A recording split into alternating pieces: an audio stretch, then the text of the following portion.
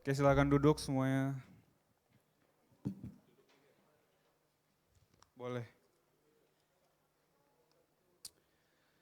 Oke, hari ini kita akan masuk ke dalam series baru ya. Dan ini merupakan series terakhir kita di tahun 2023. Ya, nggak berasa.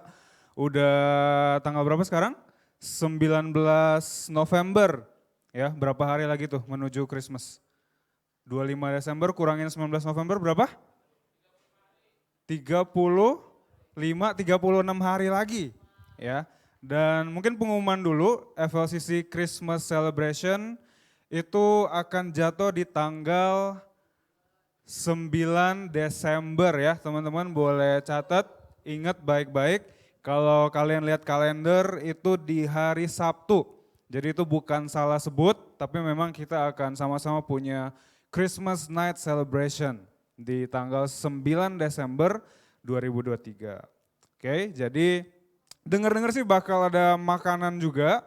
So make sure you join us dan juga invite your friends, ajak teman-teman kalian. Oke? Oke, kita masuk firman Tuhan dulu teman-teman. Tuhan Yesus, terima kasih kalau kami boleh beribadah pada hari ini. Terima kasih Tuhan kami boleh menyembah Tuhan pada hari ini dan sebentar kalau kami mau mendengar kebenaran firman Tuhan, kiranya kau siapkan hati, pikiran, telinga kami untuk menyambutnya. Kami percaya, kami belajar sesuatu yang baru dari Tuhan pada pagi hari ini. Semua yang siap sama-sama kita katakan. Amin. Oke, jadi series kali ini adalah series Christmas teman-teman ya. Jadi dari dekornya juga mungkin udah kelihatan ya. Kalau tadi baru masuk masih gelap-gelap. Nah kalian boleh lihat nih di samping kiri kanannya kalian.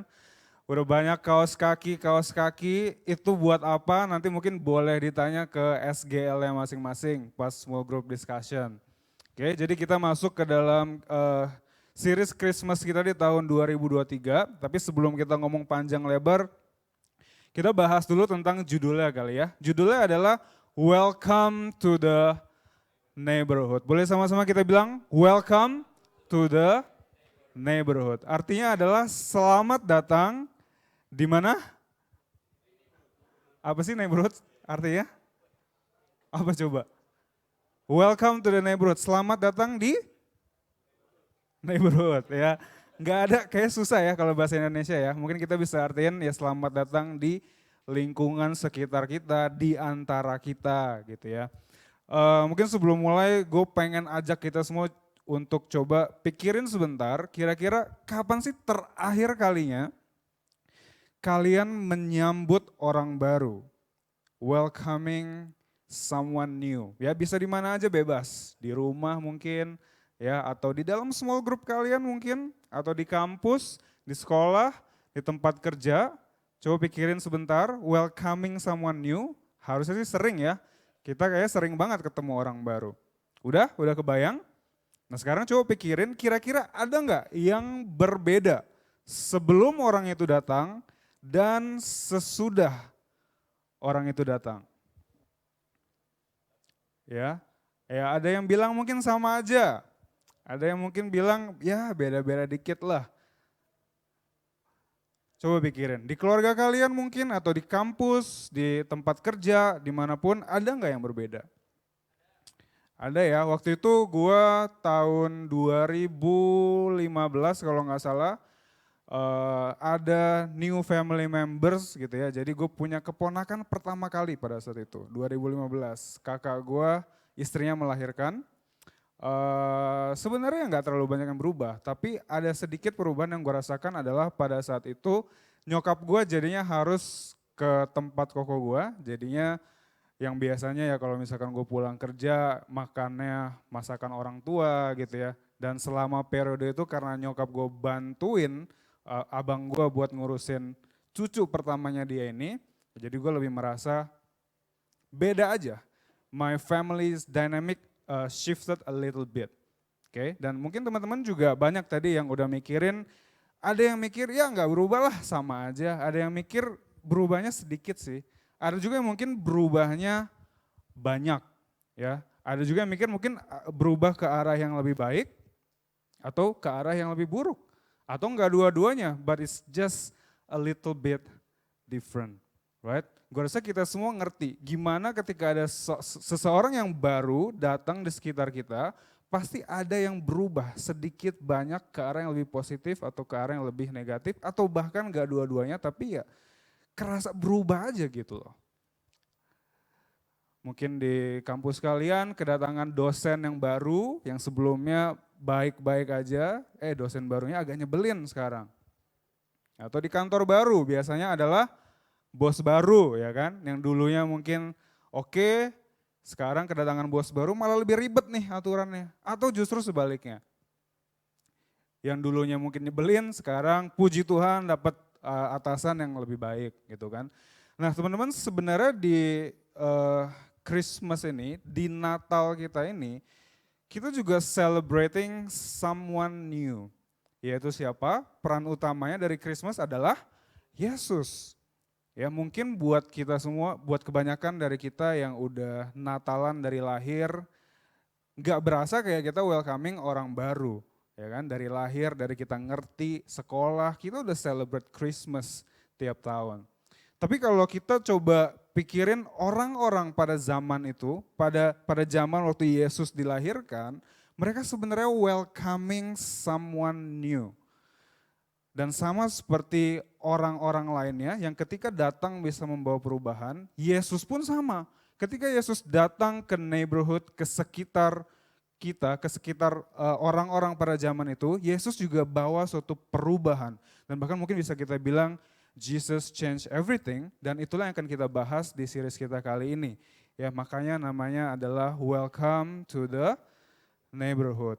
Dan hari ini kita akan bahas banyak ya, sedikit banyak tentang yang namanya change atau perubahan. Nah, ngomongin tentang perubahan, mungkin banyak yang gak mau ngaku, tapi gua rasa banyak juga di antara kita yang gak terlalu suka atau gak selamanya suka sama yang namanya changes. Ya, gue pribadi gak terlalu suka karena gue adalah apa ya, kalau kepribadian tuh warna-warna itu gue ungu ijo. Gue gak tahu lah bahasa psikologisnya apa, tapi ada yang tahu kayak tes psikologi warna-warna itu. Ya gue ungu ijo, gue orangnya lumayan sistematik, terstruktur, jadi semua hal yang mungkin gue lakukan udah gue perhitungkan dulu sebelumnya. Jadi kalau ada perubahan sedikit aja tuh malesin banget. Dan mungkin kebanyakan dari antara kita juga ada yang mikir kayak gitu. Kenapa kita nggak suka change? Karena it's uncertain. Kita nggak pernah tahu outcome-nya kayak gimana. Iya kalau jadi lebih bagus. Kalau misalkan jadi lebih jelek kayak gimana? Ya kan? That's why we don't always love change. Kita nggak suka kalau ada yang merubah kebiasaan kita selama ini. Kalau ada orang baru di kelompok kita, mungkin di kampus kita, di kelas kita, yang tadinya kita udah fine-fine aja, sekarang udah berubah, kita nggak suka. Di keluarga kita kalau ada yang berubah, yang selama ini damai-damai aja, nanti misalkan ada kedatangan orang baru kayak, atau apapun yang berubah, kita nggak pernah tahu outcome-nya seperti apa. Bisa jadi itu jadi lebih buruk daripada keadaan sekarang. To put it simply, we just don't like change of any kind. Termasuk perubahan tentang Tuhan itu sendiri. We don't like change when it comes to God either. Mungkin kita punya ekspektasi tentang Tuhan tuh harusnya kayak gimana sih, ya kan? God is powerful, Tuhan adalah Tuhan yang care sama kita dan lain sebagainya. Tapi gimana kalau tiba-tiba Tuhan itu nggak jadi kayak gitu lagi? Mungkin dari dulu kita rajin banget berdoa. Kita ngerasa bahwa wah doa ini keren banget, manjur banget nih. Apapun yang gue doain pasti Tuhan jawab. Tapi akhir-akhir ini mungkin waktu kita berdoa nggak kayak dulu loh. Kok kayak Tuhan diem aja ya? Ya kan? Dulu mungkin kita semangat banget ikutin semua kegiatan di gereja. Ya, ada doa ini kita ikut, ada doa itu kita ikut, Senin, Selasa, Rabu, Kamis, Jumat, kayaknya setiap hari gereja. Akhir-akhir ini kayaknya beda deh. Tuhan tuh rasanya kayak jauh aja. Jadi kehilangan semangat buat ke gereja mungkin. Atau waktu kita baca Alkitab, kayaknya dulu tuh Tuhan keren banget deh. Orang dimasukin ke api, keluar lagi sehat-sehat aja. Ya kan, sekarang kok kayaknya nggak gitu lagi. Our expectation on God started to change teman-teman. Mungkin kita bisa merasakan perubahan itu tentang Tuhan dan sama seperti perubahan-perubahan lainnya, mungkin kita juga nggak suka. Nah tapi di series ini kita mau lihat gimana Yesus ketika dia datang ke dunia, itu bisa mengubah segalanya. Gimana kalau hari ini kita belajar, gimana kalau hari ini kita lihat bahwa sebenarnya, sebetulnya Tuhan itu ternyata gak pernah berubah. Dan kedatangan Yesus ke dunia itu bisa merubah cara pandang kita dalam melihat Tuhan dan juga cara pandang kita dalam menjalani kehidupan sehari-hari. Gitu ya. Jadi coba kita bahas kisah Natal ya, karena ini adalah series tentang Natal, mari kita bahas tentang kisah Natal itu sendiri. Mungkin ini adalah kisah favorit kita semua ya, dari zaman dulu gue SD tiap tahunnya pasti ada dramanya. Yesus lahir, ya kan, habis itu ada orang Majus datang ngasih hadiah, ya ada yang sekolahnya ada drama-drama kayak gitu? Ada ya, gue pun pernah main jadi orang Majus pada saat itu ya, ngasih kado buat Yesus ceritanya. Ini gak akan gue tampilin lengkap ayat-ayatnya, tapi teman-teman bisa baca di kisahnya di Matius 1-2, ada di Lukas 1 ayat 26-38, ada juga Lukas 2 ayat 1 sampai yang ke-7. Nah buat kita refresh our memory, mungkin gue akan coba ceritain kurang lebihnya aja gitu ya. Jadi cerita Natal itu bermula dari malaikat Tuhan yang namanya Gabriel, ya. Gabriel yang tadi nyanyi di depan, ya WL kita. Malaikat Tuhan namanya sama, Gabriel. Dia datangin ke seorang gadis, dicatatkan dia adalah gadis perawan, she's a virgin, dan dia bilang bahwa nanti kamu mengandung ya anak laki-laki. Dan kamu akan menamai dia Yesus, dia akan jadi pemimpin, pembebas segala bangsa, bla bla bla, kurang lebih kayak gitu. Si Maria, namanya Maria ini, tentu dia kaget, bener nggak? Loh kok bisa? Saya belum bersuami loh katanya. Dan kebetulan memang waktu itu dia udah bertunangan sebenarnya sama seseorang yang namanya adalah Yusuf. Ya, dia kaget, mungkin dia bilang ke si tunangannya ini juga, tunangannya juga gimana? Syok juga lah ya. Coba lu bayangin lu punya tunangan perempuan ngomong ke dia, yang aku hamil. Kok bisa? Iya itu dari Roh Kudus. Coba lu bayangin, kayak gimana? Yusuf pada waktu itu dicatatkan ya dia masih baik. Dia pengen menyudahi pertunangan mereka atau menceraikan gitu ya, tapi secara diam-diam supaya menjaga nama baiknya si Maria itu. Nah, tapi kemudian Yusuf ini mulai percaya pada saat malaikat Tuhan menghampiri Yusuf di mimpinya. Dia bilang janganlah engkau takut menjadikan atau mengambil Maria sebagai istrimu karena memang itu benar dari Roh Kudus, bla bla bla. Barulah dia percaya. Ya, Yusuf akhirnya percaya dan dia ambil Maria jadi istrinya dan kemudian dia ikutin apa kata malaikat Tuhan. Oke, singkat cerita Maria kan udah hamil tuh. Dan kita fast forward pada saat Maria udah hamil tua, super pregnant gitu ya. Pada saat itu kebetulan banget, pas banget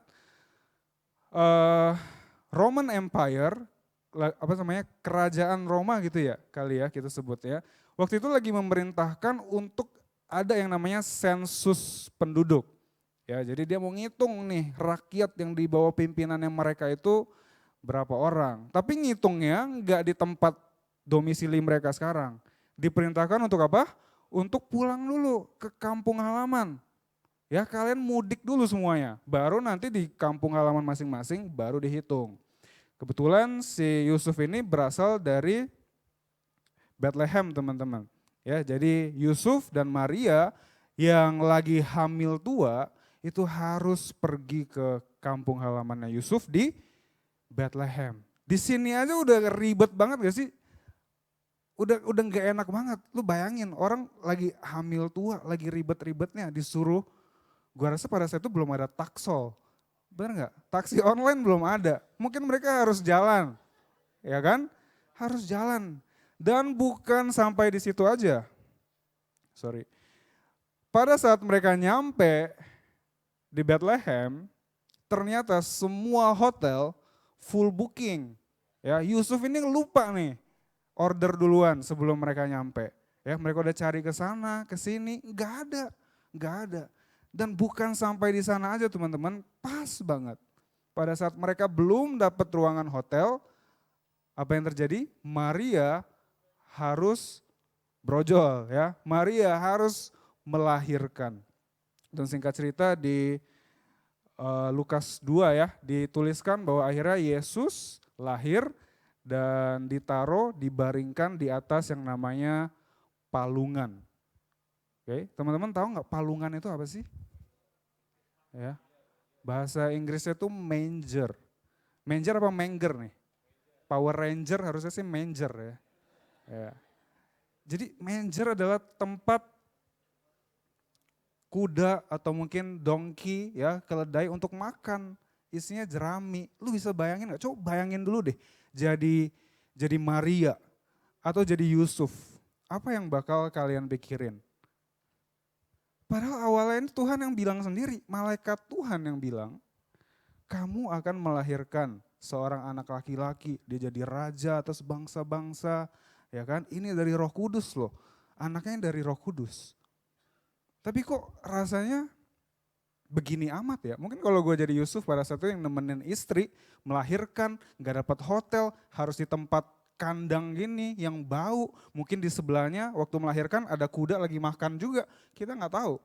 Ya kan, tapi it's not an ideal condition.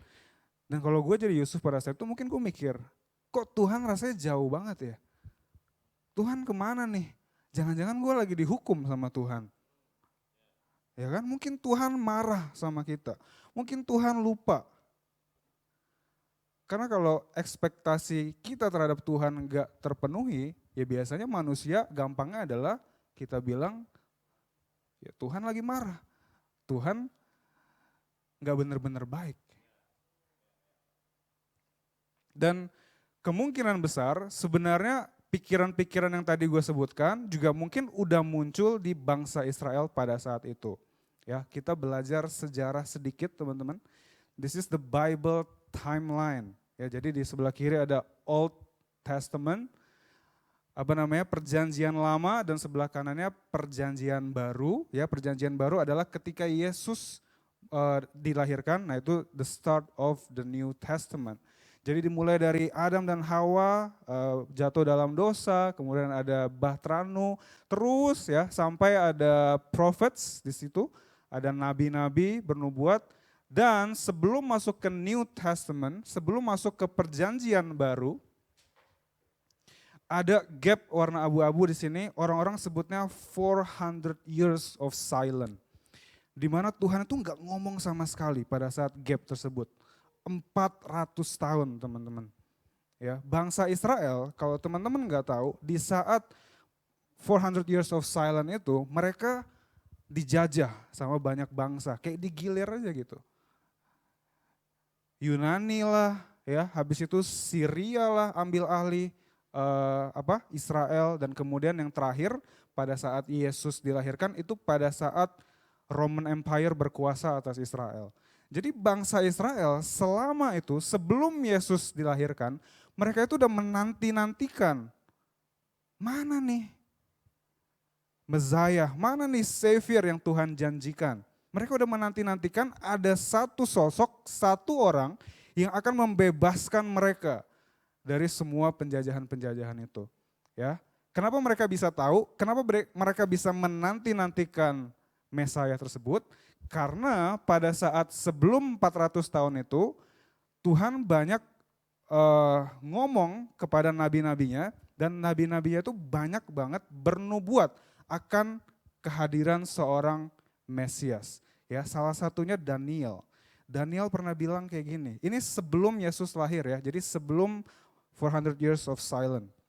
Daniel 7 ayat 13, salah satunya nabi yang menubuatkan kedatangan Mesias.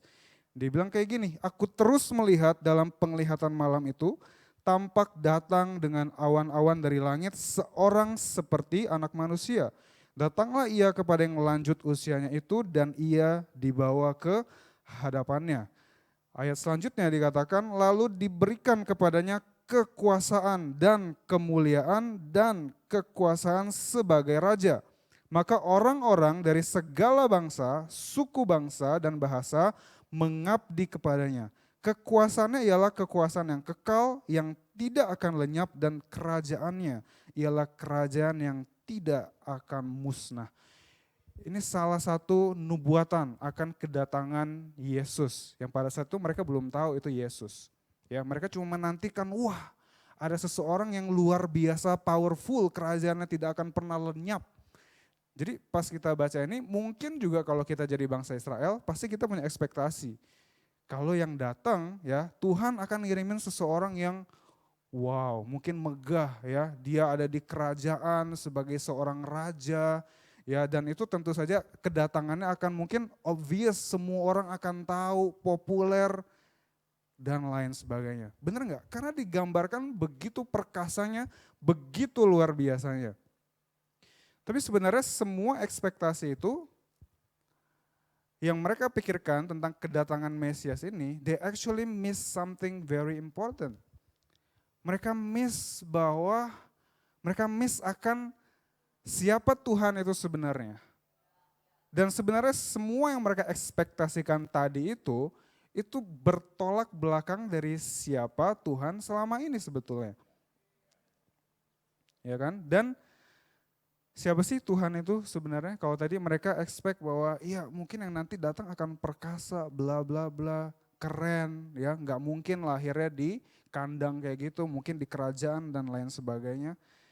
Tapi di sini kita mau lihat siapa sih yang dimaksud Mesias, siapa sih Tuhan itu sebenarnya. Dan John, ya, Yohanes 1 ayat 14 dalam versi The Messenger, dia deskripsikan seperti ini. The Word became flesh and blood and moved into the neighborhood.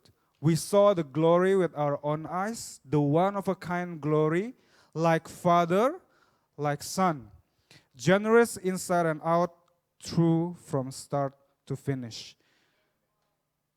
The Word became flesh and blood.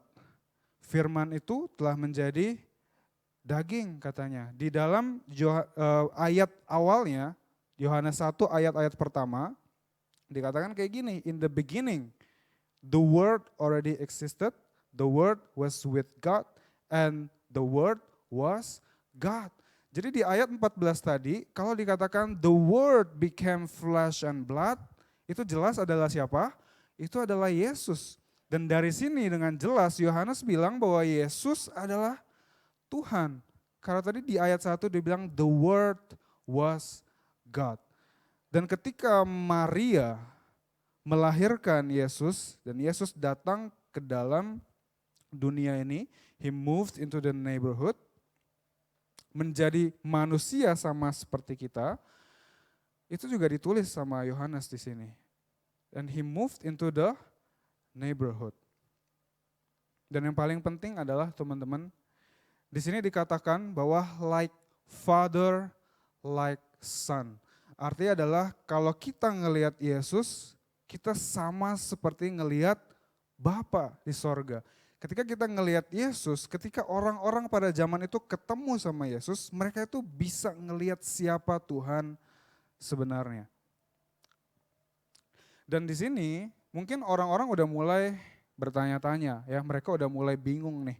Loh, yang datang kok begini, yang datang kok bayi malah kan. Mereka expect ada warrior, prajurit mungkin. Mereka expect akan ada seorang raja yang megah, yang namanya pasti dikenal banyak orang, datangnya di atas, diperkenalkannya dengan cara yang lebih terhormat mungkin. Tapi kok yang datang seperti ini? Ya, tapi yang sebenarnya mereka nggak sadar. Little did they know bahwa kehadiran Yesus itu jauh lebih baik daripada ekspektasi mereka. Karena apa? Karena yang mereka nanti-nantikan tadi adalah siapa? Seorang prajurit, seorang raja biasa. Tapi Tuhan malah kasih siapa? Anaknya yang tunggal. Tuhan malah datang sendiri ke dunia untuk menyelamatkan manusia. Jadi sebenarnya Tuhan kasih lebih baik daripada ekspektasi yang mungkin selama ini mereka pikirkan, teman-teman. Dan di Matius 1 ayat 23, ya, salah satu muridnya Yesus namanya Matius, dia sebut eh, Yesus sebagai sebutan Immanuel, yang artinya adalah Tuhan beserta kita, God with us. Dan Immanuel disebut terhadap seorang anak bayi, anak manusia yang lahir di tempat yang biasa-biasa aja, yang tumbuh dewasa menjadi orang yang mungkin biasa aja, yang mingling dengan banyak orang di sana, yang mau bergaul sama orang yang berdosa, mau ketemu sama perempuan yang berzina, mau makan bareng ya kan sama orang yang dianggap pada saat itu berdosa. Immanuel dikaitkan sama orang yang seperti itu, ini artinya sangat-sangat signifikan teman-teman. Bahwa artinya adalah Tuhan gak memandang siapa kita, Tuhan gak memandang background kita, apa yang pernah kita lakukan sebelumnya di masa lalu ataupun di masa sekarang. Apapun yang kita lakukan, Tuhan bilang Immanuel, bahwa Tuhan tetap beserta kita apa adanya teman-teman. Jadi orang-orang pada zaman itu mereka bisa lihat Yesus, mereka nggak perlu wonder lagi apakah benar Tuhan begini, apakah benar Tuhan seperti itu, karena Yesus sendiri yang udah memperlihatkannya kepada mereka semua. Dan sama seperti kita teman-teman pada hari ini, kita juga bisa melihat Yesus sama seperti kita melihat Bapa di sorga. Bahwa ketika Tuhan Yesus datang ke dunia, maka kita bisa dapat new way of life, kita bisa dapat cara hidup yang baru, cara pandang terhadap Tuhan yang baru, dan cara kita berperilaku setiap hari yang baru. Jadi semuanya kalau teman-teman perhatikan dari tadi, semuanya bermula dari kelahiran Yesus. Ya kan, kelahiran Yesus, dan dari sana tuh udah terus berlanjut aja. Kita semua mungkin udah banyak yang tahu ceritanya, nanti Yesus mati, Yesus bangkit, dan akhirnya Yesus mencurahkan Roh Kudus untuk nemenin kita setiap hari, setiap saat. Dan karena ada Roh Kudus itulah teman-teman kita bisa beroleh cara hidup yang baru atau the new way of life. Yang ngerti katakan amin. Oke, sebelum kita selesai kita bahas sedikit new way of life, apa sih yang dimaksud sebenarnya. Mungkin di sini gua rangkum jadi 2 poin aja.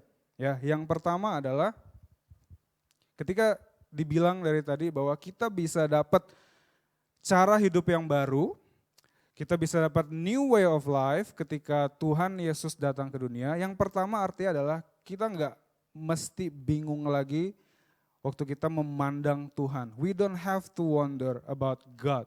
Kita nggak perlu lagi bertanya-tanya, emang benar Tuhan itu sayang sama kita? Kenapa? Karena Jesus showed us. Karena Yesus udah memperlihatkannya kepada kita. Apakah benar Tuhan itu benar-benar mengasihi kita? Yesus nunjukin bahwa dia datang untuk menebus dosa kita semua. Apakah benar Tuhan itu mikir kita itu berharga, kita itu punya nilai? Tuhan Yesus yang nunjukin bahwa dia mati buat kita. Artinya adalah kita sangat berharga di mata Tuhan. Apakah benar Yesus, Tuhan itu sendiri benar-benar ada di setiap kita setiap harinya? Yesus datang ke dunia itu menunjukkan bahwa He is always with us and dia selalu ada di sekitar kita, teman-teman.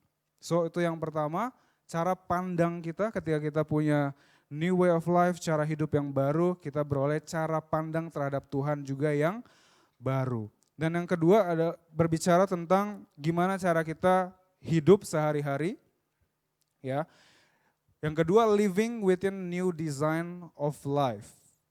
Ketika Tuhan Yesus datang ke dunia, Tuhan tuh seolah-olah ngomong bahwa kita punya desain atau cara hidup yang baru, yaitu apa? Yang serupa seperti Kristus, teman-teman. Gue percaya things are better when they fit their design. Betul ya, kita mungkin sering banget dengar perumpamaan, coba kalian bayangin kalau kursi meja ditukar gitu kan. Kalian duduk di meja, makannya di kursi. Bisa nggak? Bisa, bisa. But it's not an enjoyable experience. Betul? Coba kalian main futsal, ya, bola futsalnya ganti bola bowling, bisa? Nah, bisa kan? Bisa. But it's not an enjoyable experience. Kalian nggak perlu tendang sampai kaki kalian patah dulu, baru tahu bahwa it's not their design. Betul ya, sama seperti hidup kita teman-teman. Kalau kita mau hidup yang enjoyable, kita harus hidup seperti desain yang udah Tuhan taruh terhadap hidup kita. Dan desain seperti apa itu? Hidup seperti Kristus. Kita udah punya modelnya, kita udah punya contoh hidup seperti apa yang Tuhan pengen terhadap hidup kita. So, I think this message can be about a lot of things. Mungkin Tuhan hari ini ngomong bahwa tentang ekspektasi kalian terhadap Tuhan. Mungkin selama ini kalian mikir Tuhan begini, Tuhan begitu, tapi kok selama ini beda ya Tuhan. Hari ini Tuhan mau ngasih tahu bahwa lewat Christmas, lewat Natal, kedatangan Tuhan Yesus ke dunia itu bisa mengubah ekspektasi kita yang selama ini kita punya. Dan ekspektasi yang dirubah Tuhan itu jauh lebih baik daripada yang mungkin sebelumnya kita pikirkan. Ya kan? Sama seperti orang Israel pada zaman itu, mereka menantikan mungkin seorang prajurit Mesias yang bla bla bla, tapi Tuhan kasih ekspektasi yang jauh lebih baik. Tuhan kasih anak satu-satunya untuk kita. Maybe today's message berbicara sama kalian tentang perubahan. Hari-hari ini mungkin kalian merasakan perubahan yang kok nggak enak ya Tuhan sama yang sebelumnya. Tapi hari ini juga Tuhan mau ingetin, lewat Christmas nanti, lewat Natal, Tuhan Yesus bisa mengubah perubahan itu menjadi lebih baik juga. Mungkin hari ini kita nggak lihat teman-teman, tapi nantinya kita akan melihat dan bilang bahwa God is good. Mungkin hari ini Tuhan bilang ke kalian tentang gaya hidup kalian selama ini. Ya mungkin kalian tahu Tuhan ini bukan desain yang Tuhan pengenin. Mungkin kalian terikat sama 1-2 hal yang kalian tahu itu nggak baik. Apakah gue harus benar-benar lepasin dari sini atau enggak? Hari ini Tuhan juga mau ingetin bahwa the best way to enjoy your life is to live within your design, your new design, yaitu hidup serupa seperti Kristus, teman-teman.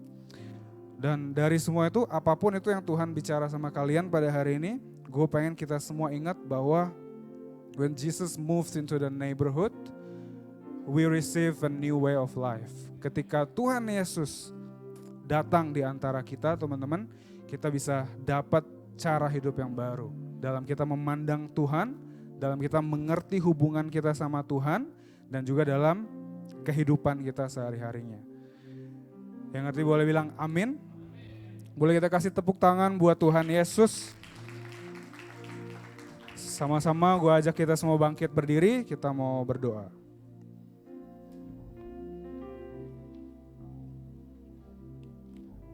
Tuhan Yesus, terima kasih, kami mengucap syukur Tuhan pada hari ini buat kebenaran firman Tuhan yang begitu luar biasa, mengingatkan kami Tuhan tentang kisah